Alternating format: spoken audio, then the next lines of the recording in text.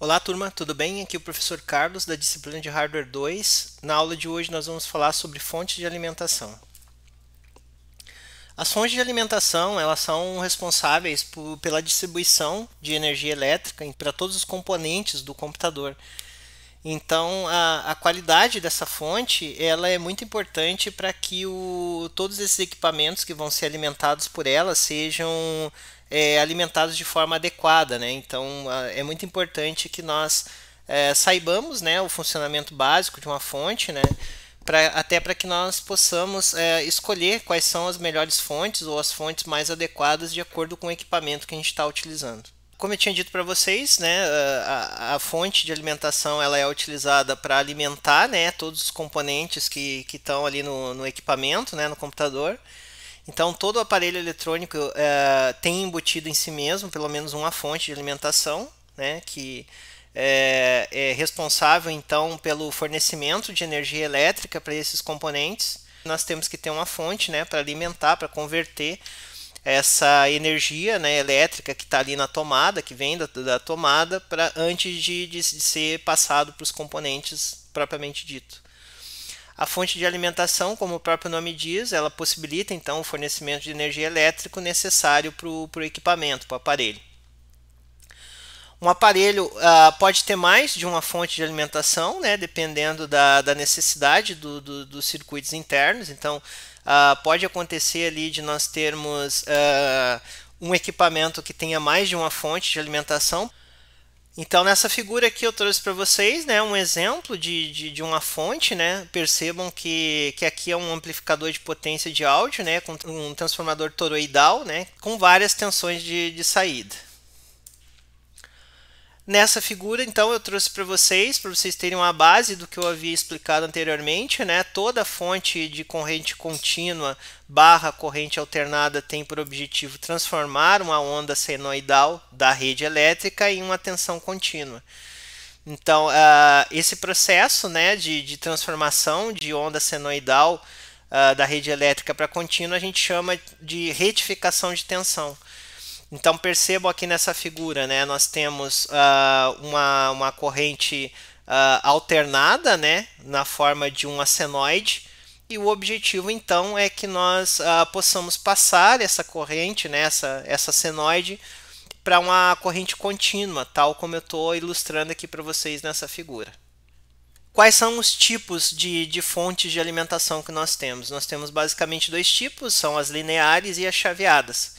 Então aqui eu trouxe uma figura à esquerda com uma fonte linear, com um transformador, e na direita um exemplo de fonte chaveada, né? Uma fonte de alimentação de computador típica, né?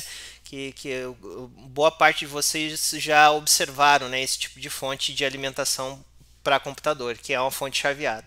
A fonte linear é constituída por quatro partes básicas, sendo elas o transformador, né, que adequa a tensão alternada da rede ao nível correto de tensão alternada que se deseja, né? A retificação, que é constituída por dois ou quatro diodos retificadores, que transforma a tensão alternada do secundário do transformador em uma tensão contínua ondulada. O filtro, que é constituído via de regra por capacitores e indutores, e o circuito de controle, né, que é responsável por manter a tensão de saída constante e estabilizada, mesmo quando tem variações de tensão, né, dentro da rede, o que é bastante comum. Nesse slide eu trago então alguns exemplos, né, de componentes que fazem parte de uma fonte, né? Então temos ali o transformador, transistores, capacitores, diodos, né, e assim por diante. E a fonte chaveada? Esses circuitos, né, os circuitos de controle que eu apresentei para vocês no slide anterior, né, com o passar do tempo eles foram ficando cada vez mais aprimorados, né, houve uma diversificação muito grande desses componentes, né. Então aí, nesse momento, começaram a aparecer então os circuitos de controle chaveados. Então, é como se fosse uma evolução, né, dos tipos de fonte que se tinha até então, né, com os componentes que haviam até então. Então, a fonte chaveada foi uma evolução. com os avanços tecnológicos da eletrônica, né, esses componentes eles foram englobando também a parte do filtro, da retificação e do transformador. Dessa forma, então, tornando a fonte de alimentação bem mais completa. Né? Então, a fonte chaveada, que a partir da rede elétrica, né, com um chaveamento de alta frequência, produz uma tensão contínua estabilizada. Então, dá para a gente falar que a fonte chaveada é uma evolução, né, das fontes lineares. Né? E na fonte chaveada, então, toda essa questão de filtragem, retificação, né, e também do transformador foram sendo adicionadas, né, ao conceito de fonte que havia até então. Então, o fato básico rege o funcionamento das fontes chaveadas está na capacidade de armazenar energia em capacitores em forma de tensão e em indutores em forma de corrente. Então, basicamente, né, o que difere, né, a característica preponderante das fontes chaveadas é justamente isso, né, a capacidade de armazenamento de energia em capacitores e indutores. Então, aqui eu trouxe um exemplo para vocês de como que é uma fonte chaveada por dentro. Aqui eu apresento para vocês, então, bobinas de ferrite, né, que a seta estão indicando. O fusível da fonte, uma bobina PFC, né, a PFC está relacionado a Power Factor Correction, ou fator de correção da força. É importante vocês pesquisarem sobre isso, né, que é um fator bem importante, né, para as fontes mais atuais, né, a questão da correção de força, né, e também o capacitor de poliéster ali indicado pela seta. E aqui uma outra visão, né, dessa mesma fonte de alimentação, como ela é por dentro, né, uma fonte comum, né, uma fonte chaveada que a gente utiliza em computador. Qual que é o princípio de funcionamento, então, de uma fonte chaveada? Toda fonte chaveada opera com o princípio de carga e descarga de energia. À medida que a frequência de chaveamento aumenta, o elemento no qual a energia é armazenada, seja um capacitor ou seja um indutor, pode ser menor. Pois a quantidade menor de energia necessita ser guardada a cada ciclo. O resultado, então, são componentes de menor volume e peso ao se aumentar a frequência de chaveamento. Então, basicamente, esse é o princípio básico de funcionamento de uma fonte chaveada. Né? Então, é a carga e a descarga de energia, né, nesses componentes, né, em capacitores ou indutores. Outro aspecto importante, né, é que a fonte chaveada pode ser mais leve que as outras, né, porque os seus componentes são menores devido ao uso de alta frequência. Além disso, a fonte chaveada também tem um excelente rendimento, né, porque precisa consumir muito menos, né, para poder funcionar e praticamente transfere toda a energia de entrada para a saída. Justamente por trabalhar com alta frequência, então, a fonte chaveada acaba gerando irradiação eletromagnética e por isso precisa ser bem blindada, né, magneticamente. Apesar do alto custo de desenvolvimento, a fonte chaveada ela tem um custo de produção relativamente baixo, né, em relação às demais fontes de alimentação, as lineares, né. E todas essas características fazem com que a indústria invista cada vez mais, né, para aprimorar as fontes chaveadas, de forma que estão cada vez mais sendo utilizadas no mercado. A principal especificação, né, que as fontes de alimentação têm é a potência, né? Então, elas são classificadas e comercializadas com base na potência máxima que podem ter nas saídas, né? Essa potência medida em watts. Então, a potência nada mais é do que a capacidade de transformação da energia elétrica, né, em outro tipo de energia, geralmente energia térmica, mecânica, química, etc. Em geral, quanto maior for a potência da fonte, mais placas e periféricos a gente pode instalar no computador que tem essa fonte. Mas o que é realmente, né, o que vem a ser realmente potência da fonte? O que significa, por exemplo, uma fonte de 300 watts, né? As fontes de alimentação são comercializadas de acordo com a potência máxima produzida por suas voltagens e nesse caso, né, uma fonte de alimentação de 300 watts significa que ela pode fornecer a um PC, né, um microcomputador, uma potência máxima, também chamada de potência nominal de 300 watts. Essa potência máxima da fonte pode ser facilmente calculada multiplicando a tensão pela corrente de cada uma das saídas e depois somando os resultados. Então, todas as especificações técnicas escritas nessa fonte, né, ou no componente, a gente está interessado na corrente máxima, né, em modo contínuo, que é dada em amperes, E para encontrar a potência máxima teórica do componente em watts, a gente pode usar a fórmula P igual a V vezes I, onde P é a potência em watts, V a tensão em volts e I a corrente em amperes. No entanto, né, vocês têm que lembrar que isso não significa que a fonte de alimentação vai fornecer a corrente máxima para cada componente, já que essa potência máxima da fonte que ela pode fornecer depende muito dos componentes internos que são usados nessa fonte, né, como transformadores, bobinas e também o layout do circuito, né? Então, não é porque a fonte diz que tem lá 300 watts que ela vai realmente fornecer 300 watts real. Vai depender muito da qualidade dos componentes que tem lá dentro e também da forma construtiva dessa fonte. Então, um exemplo, né, eu coloquei aqui uma tabela, né, onde é realizado o cálculo da potência máxima produzida por uma fonte de alimentação de 300 watts do modelo AT. Note que a potência produzida para a tensão negativa é somada ao total e não subtraída, detalhe importante. E como vocês podem ver, a potência total produzida pela fonte, por essa fonte, é um pouco maior que 300 watts. 300 watts que ela foi, vamos dizer assim, atribuída, né? Que é uma fonte de 300 watts, mas ela acaba produzindo mais que 300 watts. Uma explicação para isso vai em função do que eu já havia explicado, né? Depende das características internas, né? E dos componentes internos que essa fonte é fabricada. Nesse slide, então, eu apresento para vocês o cálculo de uma fonte ATX, né? Com um fornecimento de saída de 12 volts e uma corrente nominal de saída de 26 amperes. Então, a gente utiliza a fórmula P igual a V vezes I. Então, P vai ser igual a 12 vezes 26, né? 12 volts vezes 26 amperes, que vão dar 312 watts, né, que é a potência dessa fonte. Na figura, eu coloco para vocês ali todos os cálculos da onde foram retirados os valores. É interessante que vocês refaçam esses cálculos para vocês entenderem, né, como que a gente verifica essas informações numa fonte. Esse databook geralmente está impresso, né, está numa etiqueta fixada na fonte e a gente pode fazer os cálculos e verificar, né? A gente vai aprender também a medir, né, as saídas de uma fonte para ver se realmente está batendo com os valores anunciados pelo fabricante. Vamos falar então sobre estabilidade de uma fonte de alimentação. Uma boa fonte de alimentação, ela tem que garantir voltagens estáveis, né, em suas saídas, independentemente de imperfeições ou sobrecargas oriundas da rede elétrica. Essas variações, né, elas são importantes, né, porque elas podem ocasionar ali mau funcionamento nos dispositivos, nos componentes que são alimentados por essa fonte. Então, é muito importante que a fonte tenha essa capacidade de fazer uma estabilização, né, da energia elétrica que sai da tomada antes de passar para os componentes internos do computador.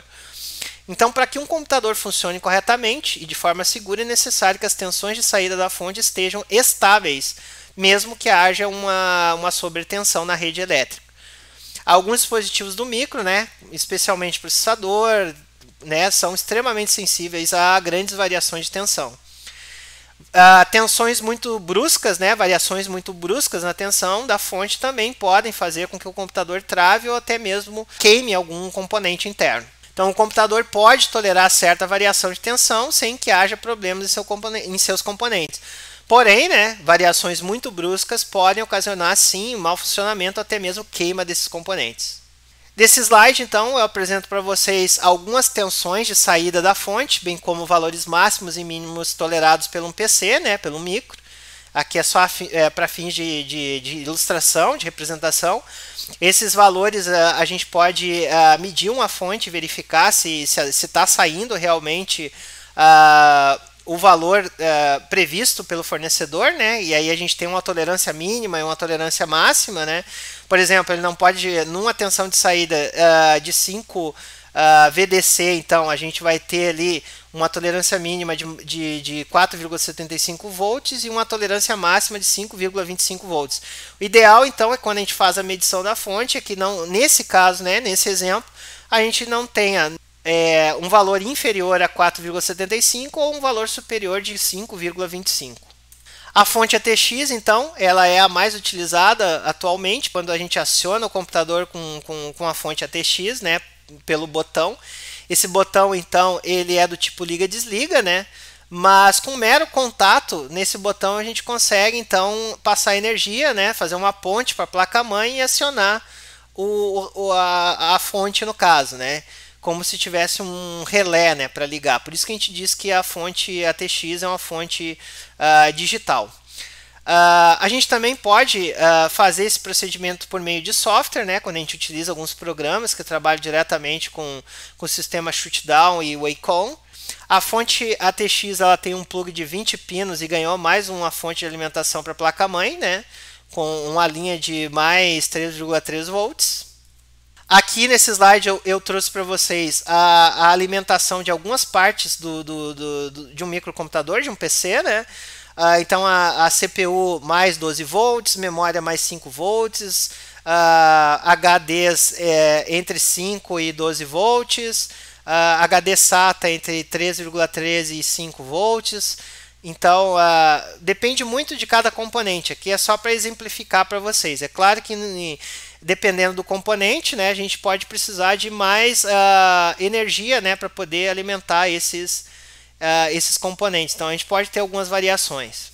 Aqui um exemplo de pinagem, né, da fonte, né, aqueles 20 pinos que eu citei no slide anterior para vocês, né, e a energia que cada um desses pinos acaba fornecendo para o equipamento, né, para o dispositivo que a gente vai ligar na fonte. Aqui eu coloquei uma atividade para vocês, né? Eu quero que vocês realizem uma pesquisa sobre eficiência em fonte de alimentação e também sobre consumo, né, de partes, ou seja, de alguns componentes do computador. Uma dica é vocês assistirem o vídeo complementar que eu coloquei no SIGA-A, que explica como fazer o cálculo da potência mínima da fonte que deve ser utilizado num microcomputador.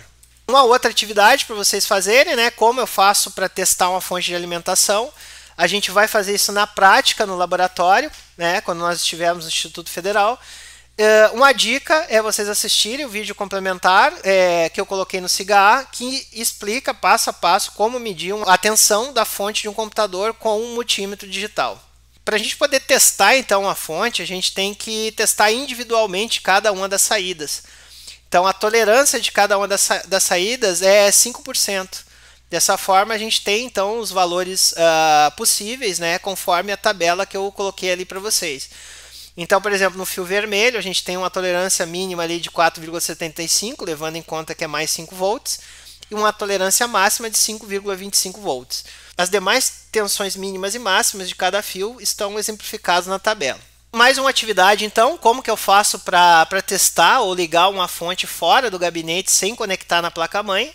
Para a gente poder, então, ligar essa fonte, basta a gente aterrar o pino PS-ON da fonte de alimentação, ou seja, conectar esse pino, que é o pino 14, ao terra. E o terra pode ser o pino 3, 5, 7, 13, 15, 16 ou 17. Como, em geral, esse pino PS-ON é o fio verde, então basta que a gente ligue o fio verde da fonte ao fio preto. Através de um pequeno fio, né, ou até um clipe de papel, a gente pode ligar. Então, assim, ó, não façam esse procedimento em casa, tá? Nós vamos fazer isso na prática, no laboratório, eu vou estar acompanhando vocês. A dica, por enquanto, é que vocês assistam o vídeo complementar que eu coloquei no SIGA-A, né? Como testar ou ligar uma fonte de computador fora do gabinete. Então, ratifico, assistam o vídeo que ensina a fazer passo a passo isso que eu acabei de explicar nesse slide para vocês, mas não façam isso em casa, a gente vai fazer no laboratório com acompanhamento. Testes que a gente pode fazer em fonte, então. É válido sempre lembrar que muitas vezes, né, fontes indicam tensão de alimentação correta quando testadas com multímetro, porém não funcionam corretamente quando é aplicada alguma carga, né, ou seja, quando ela é conectada na placa-mãe. Então, o defeito mais comum em fonte de alimentação é, no caso, ela não conseguir fornecer corretamente, né, a energia, né? Ou seja, ela não fornece corrente suficiente. Nesse caso, então, as tensões estarão sendo apontadas como boas, porém o micro não funciona corretamente. Dessa forma, a forma mais segura de testar uma fonte, né, para ver se a fonte está boa ou não, é por substituição. Ou seja, a gente substitui, né, a fonte para a gente verificar se realmente o equipamento vai funcionar corretamente, adequadamente ou não. Então, além da gente fazer o teste com o multímetro, é importante também a gente substituir a fonte para ver se realmente o problema é na fonte ou se é nos componentes do microcomputador. Resumo, pessoal, existem dois tipos, então, amplamente utilizados de fontes de alimentação, né, que é a linear e a chaveada. Ambos os projetos utilizam técnicas diferentes para obter o mesmo resultado, que é converter energia em corrente alternada em energia em corrente contínua. Dependendo da aplicação, cada tipo de fonte apresenta algumas vantagens. A fonte chaveada, então, ela é mais leve, mais portátil e pode ser usada sem muito esforço em qualquer lugar. Já a fonte de alimentação linear é mais pesada, né? tem grandes dimensões e é utilizada em laboratórios eletrônicos, comunicações, aplicações de radiofrequência, aplicações de frequência de áudio, etc. Conclusões, então, pessoal. Não foi o objetivo dessa aula ensinar muitos conceitos de eletrônica para vocês, tá? E vocês não devem se preocupar com isso, não é o foco dessa aula sobre fontes de alimentação. O assunto sobre fontes, então, querendo ou não, ele tem ligação com eletrônica geral e de potência, por isso que nós vimos alguns conceitos, né, de eletrônica, né, de potência, para que a gente possa ter um entendimento básico. Mas não se preocupem que esse não é o grande foco na nossa disciplina.